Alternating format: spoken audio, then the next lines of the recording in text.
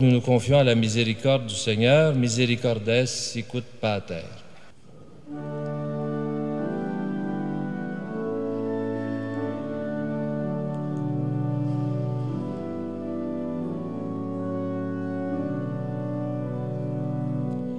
Misericordes sicut pater, misericordes sicut pater, misericordes sicut pater, misericordes sicut pater.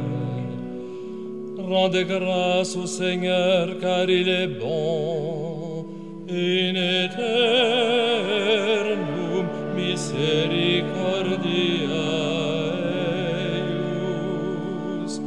Il créa le monde avec sagesse, in aeternum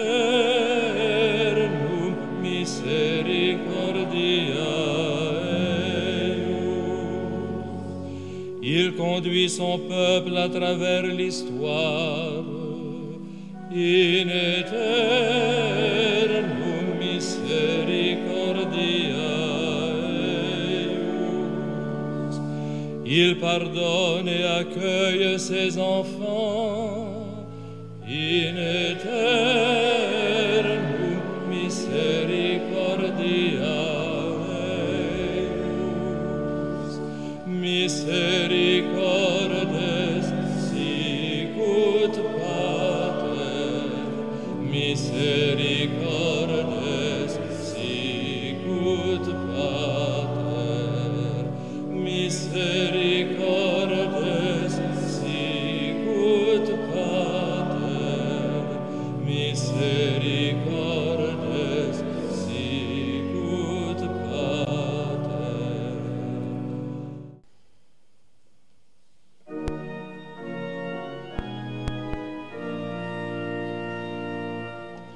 Alleluia, alleluia, alleluia, alleluia,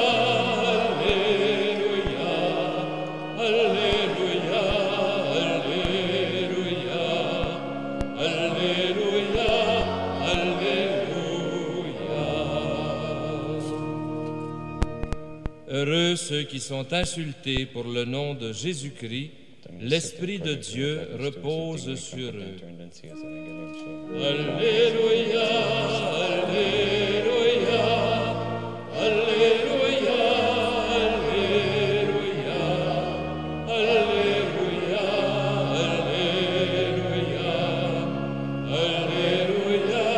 alleluia,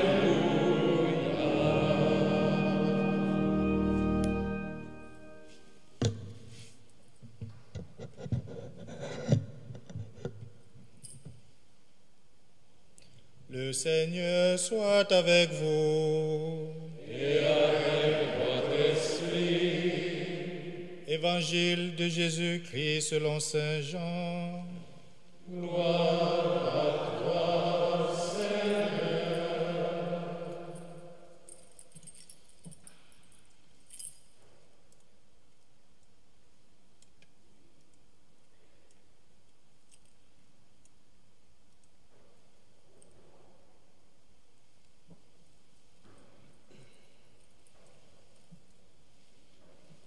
À l'heure où Jésus passait de ce monde à son Père, il disait à ses disciples, « Si le monde a de la haine contre vous, sachez qu'il en a eu d'abord contre moi. Si vous apparteniez au monde, le monde vous aimerait, car vous seriez à lui. Mais vous n'appartenez pas au monde, puisque je vous ai choisi en vous prenant dans le monde. Voilà pourquoi le monde a de la haine contre vous. Rappelez-vous la parole que je vous ai dite. Le serviteur n'est pas plus grand que son maître. Si l'on m'a persécuté, on vous persécutera vous aussi. Si l'on n'a observé ma parole, on observera aussi la vôtre. Les gens vous traiteront ainsi à cause de moi. parce qu'ils ne connaissent pas celui qui m'a envoyé.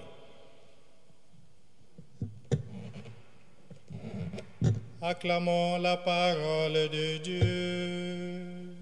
Louange à toi, Seigneur Jésus.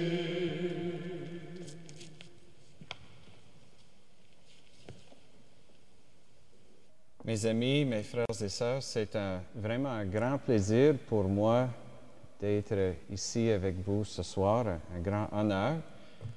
Vous savez, j'étais séminariste ici. Je me souviens de mes 5 ans ici au séminaire. Je vois que quelques-uns de mes profs sont toujours ici. Je ne dis pas mes vieux profs, mes anciens profs.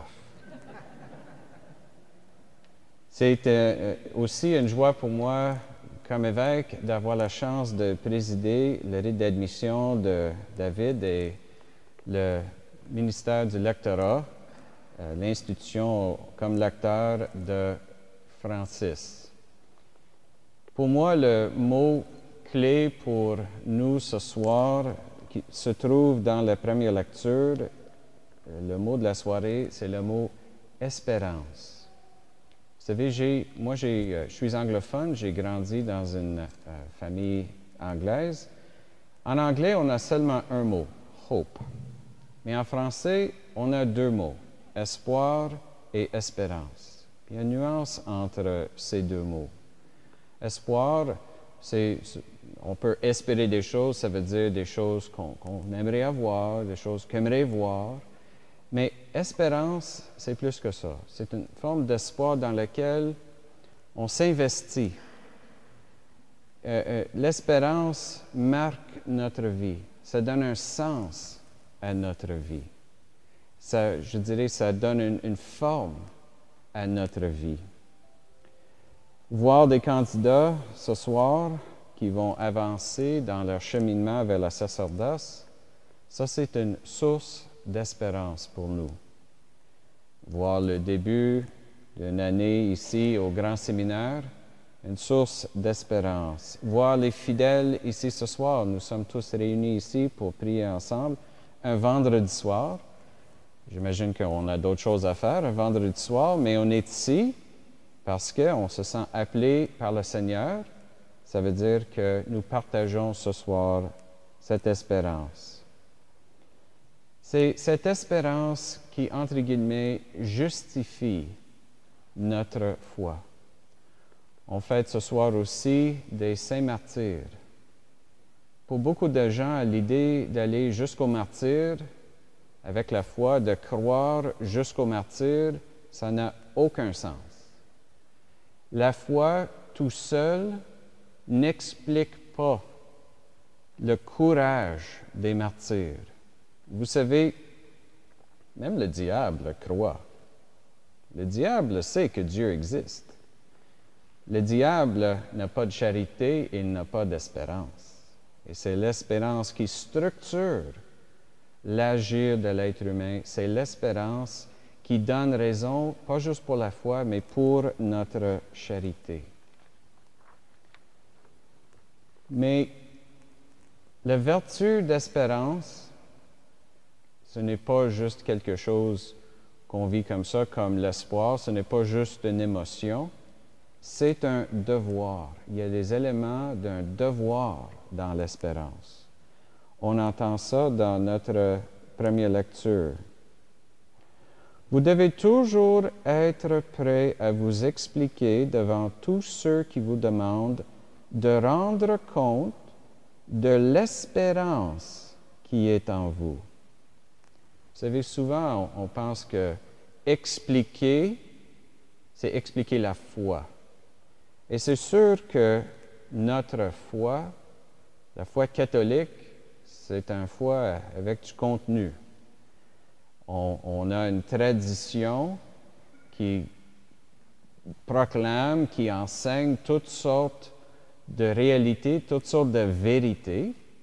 Et on peut trouver ça consolidé dans des instruments comme, par exemple, le catéchisme de l'Église catholique, un instrument remarquable qui donne un résumé tout entier de la foi catholique.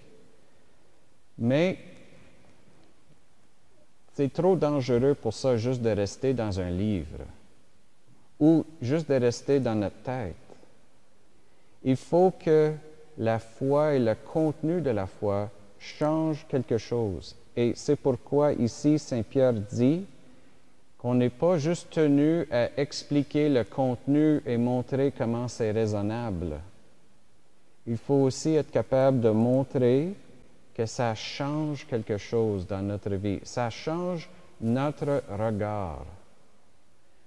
Vous savez, la foi, toutes ces vérités, on peut les apprendre, on peut les étudier, mais ça peut rester assez abstrait. L'espérance, c'est la foi avec des jambes.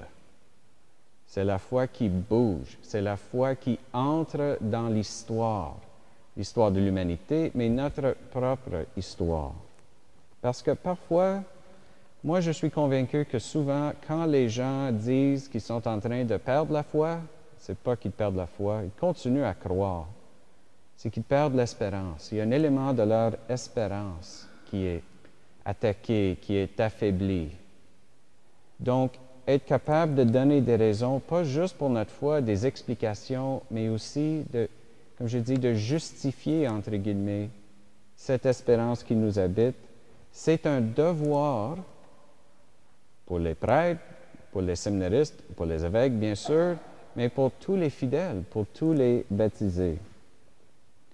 Moi, je suis convaincu que la crise dans le monde aujourd'hui, parce que vous savez, on a toutes sortes d'éléments de crise dans notre monde, mais je suis convaincu que la crise dans notre civilisation occidentale, plus à travers le monde, liée à la religion, ce n'est pas vraiment une crise de la foi. C'est sûr que les gens, on ne peut pas dire qu'on vit dans des époques où les gens connaissent trop le contenu du catéchisme de l'Église catholique. Mais une des raisons pour ça, moi je suis convaincu, c'est parce que les gens ne comprennent pas, ne voient pas pourquoi c'est important. Pourquoi investir du temps à apprendre tout ça? Qu'est-ce que ça changera dans notre vie? Moi, je crois que, vous savez, on enseigne qu'il y a 3 vertus qui viennent directement de Dieu, la foi, l'espérance, la charité, et que chaque vertu est une réponse à une question. Pour la foi, c'est la question « quoi ». Il faut croire en quoi? C'est quoi le contenu de la foi? Mais l'espérance, c'est la vertu qui répond à la question « pourquoi ». Est-ce que ça vaut la peine? Tant d'efforts, vivre selon une discipline, pas juste faire ce qu'on veut. Pourquoi est-ce que tout ça est important? Bon, Jésus est né de la Vierge Marie, c'est très bien. On est content pour lui. Mais qu'est-ce que ça change dans notre vie? Beaucoup de gens se posent cette question. Jésus est mort sur la croix, il est ressuscité, très bien, formidable. Qu'est-ce que ça change? Comme je dis, l'espérance, c'est la foi avec des jambes, la foi qui bouge, la foi qui change quelque chose, qui nous mène quelque part. Pour avoir la foi, je pense que c'est bon dans notre caractère d'avoir une certaine curiosité. C'est bien, la curiosité nous encourage d'explorer le contenu de la foi. Mais pour vivre l'espérance, il faut avoir un désir pas juste de connaître, mais de suivre. De suivre le contenu, l'enseignement, mais aussi de suivre celui qui nous a enseigné les éléments de notre foi par sa parole, par ses gestes, par toute sa vie. La charité vient après. La charité, c'est l'espérance qui produit un agir, mais l'espérance donne le contexte pour la charité. On vit dans un monde actuellement, on parle des choses comme l'aide médicale à mourir, l'euthanasie, et les gens se posent la question, est-ce que c'est charitable ou pas de promouvoir ça? Personne ne veut promouvoir le mal. Pourquoi est-ce que les gens sont pour ça? C'est parce que derrière la charité, c'est toujours la question de l'espérance. Dans le terme médical, on parle de choses comme espérance de vie, mais quelle est l'espérance de notre vie? Alors, pour les séminaristes, pour les professeurs, c'est le début d'une année académique. Je pense que cette phrase ici, devez toujours être prêt à vous expliquer devant tous ceux qui vous demandent de rendre compte de l'espérance qui est en vous. Je vous encourage de prendre ça comme devise pour l'année académique. Pour les professeurs aussi, dans votre enseignement, pas simplement de transmettre un contenu, mais de montrer comment ça entre dans l'histoire de l'humanité et aussi dans l'histoire de chaque personne. Pour les séminaristes, bien sûr, j'imagine que vous avez déjà reçu assez souvent la question « Pourquoi devenir prêtre? Pourquoi être séminariste? » La réponse touche la question de l'espérance et en plus, pourquoi servir, prendre cette vocation et le vivre en charité? Il faut toujours explorer, approfondir davantage l'espérance qui vous habite. Et pour les fidèles ici, c'est un devoir pour nous tous. Pour les parents qui ont des jeunes enfants, vous savez, au début, quand on amène les enfants pour la catéchèse, on commence par un enseignement qui donne un contenu, le contenu de la foi, les histoires de Jésus, de l'Ancien Testament. Mais quand les jeunes deviennent adolescents, c'est là où les questions de quoi le contenu deviennent secondaires. C'est le pourquoi. Pourquoi aller à l'Église? Pourquoi aller se confesser? Pourquoi l'Eucharistie? Qu'est-ce que ça change? Et pour vous, les parents, nos amis, tous ceux qui sont dans le monde, quand les gens nous voient vivre notre foi, nous avons le même devoir d'être capables de rendre compte de l'espérance qui est en nous. J'aimerais conclure avec une histoire très personnelle qui est arrivée juste aujourd'hui, même 1 heure avant le début de notre célébration. J'ai eu un appel à la maison. Je mettais la mitre puis les autres choses dans un sac pour venir ici. Malheureusement, j'avais oublié mon homélie, alors je fais tout ça de mémoire aujourd'hui, mais c'est parce que j'ai reçu un appel de ma sœur. Ma sœur est enceinte. Actuellement, elle est en train d'enfanter, sauf qu'elle est seulement rendue à 23 semaines. Ça veut dire que le risque, c'est un gros risque pour l'enfant. Et bien sûr, elle et son mari et toute la famille maintenant, nous sommes troublés par ça. Comment vivre un moment comme ça sans la foi? Personnellement, je ne peux pas imaginer vivre ça sans avoir confiance en Jésus. Et la première chose que ma sœur m'a demandé quand on s'est parlé au téléphone, c'était « Prie pour moi, prie pour nous, prie pour le bébé ». Ça, c'est ma sœur, honnêtement, moi je suis l'évêque, mais c'est ma sœur qui est une sainte. C'est elle qui a une relation directe avec le Seigneur. Alors, je vous demande, voilà une situation où la foi n'est pas juste intellectuelle.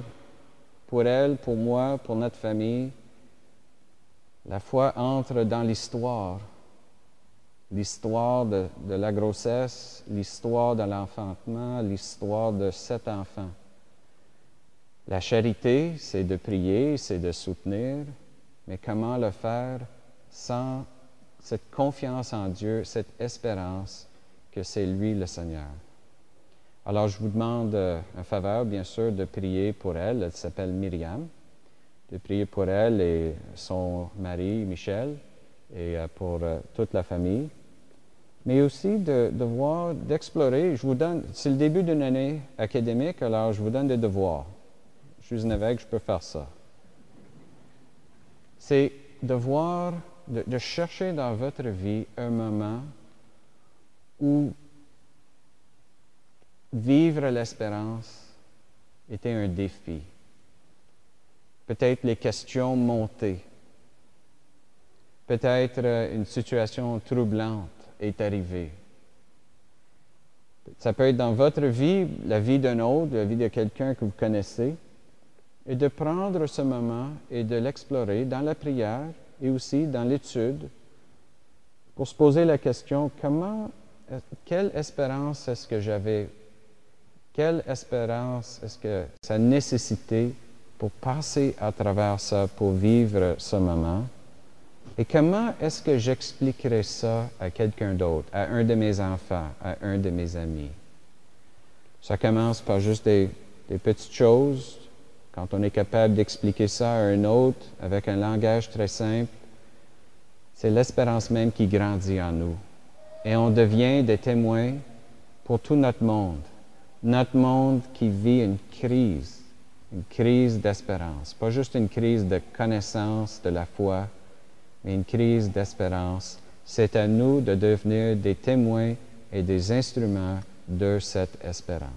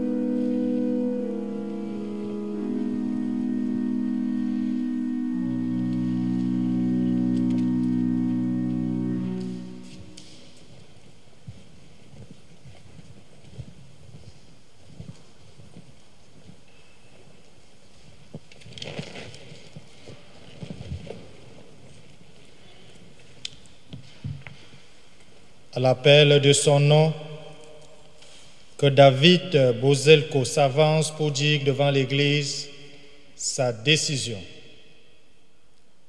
Me voici.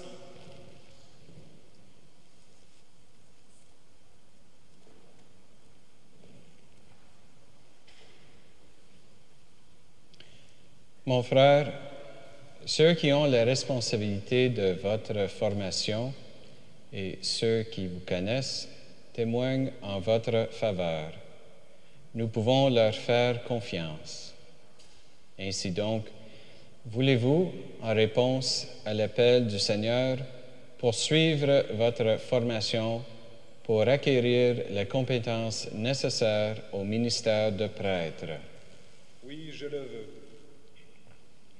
Voulez-vous développer en vous une ferme disposition à servir le Seigneur Jésus et son corps, qui est l'Église? Oui, je le veux. L'Église accueille avec joie votre projet.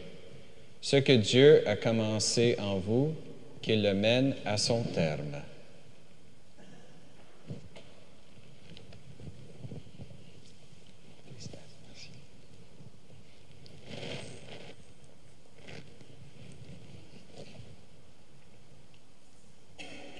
que celui qui va être institué pour le service de la parole s'avance, Francis Bégin.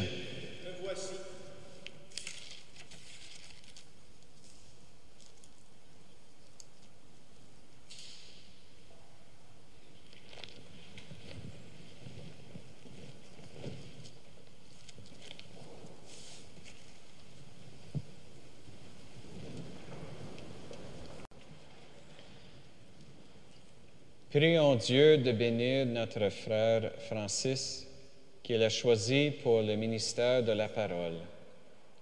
Par son zèle à remplir la charge qui lui est confiée et à porter la bonne nouvelle du Christ, qu'il glorifie notre Père des cieux. Prions tous ensemble quelques instants en silence.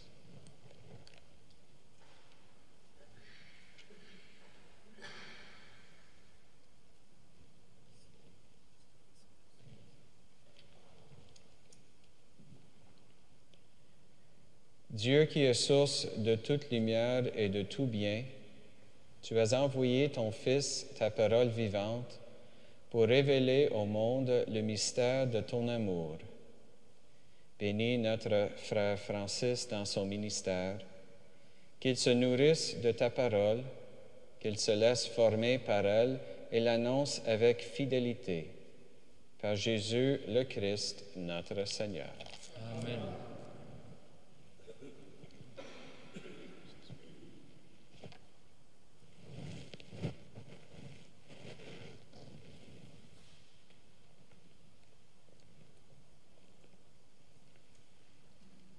Reçois le livre de la Sainte Écriture et transmets fidèlement la parole de Dieu, qu'elle s'enracine et fructifie dans les cœurs.